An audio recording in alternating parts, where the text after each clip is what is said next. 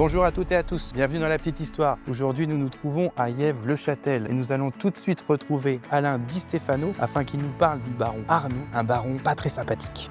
On va s'intéresser pour notre petit épisode à un seigneur en particulier, le seigneur Arnoux. C'est le Xe siècle. Donc on est en 900 et quelques. Pour les gens qui nous regardent, faut pas imaginer le royaume de France comme la France actuelle. À l'avènement du Capet, le domaine royal était extrêmement limité. Il allait en gros de Senlis à Orléans. Et il y avait des seigneurs dedans aussi. Et il y avait les seigneurs, il y avait des châtellenies, et Yèvres-Châtel était une châtellenie royale. C'est qu'il avait une relation spéciale avec le roi et avec les personnes qui étaient dans sa seigneurie. Il avait une très mauvaise réputation. Sur la région, on dit qu'il vivait de vol, de brigandage, il vivait sur le pays. C'est le prince Jean. C'est un peu le prince Jean. La noblesse était exemptée d'impôts et elle était là pour protéger le tiers-état. Je te protège, mais tu me payes. Ce baron se fait un petit peu tirer les oreilles par le roi de France, que ça marche. Oui et non, parce que le roi ne viendra pas jusqu'ici pour le rappeler à l'ordre. Finalement, une solution est souvent une solution un peu religieuse, c'est-à-dire que son épouse, Lucinde, pour expier ce comportement sur cette châtellenie, va faire construire dans l'enceinte du château une église, un prieuré sous l'invocation de Saint-Gau. Ce prieuré,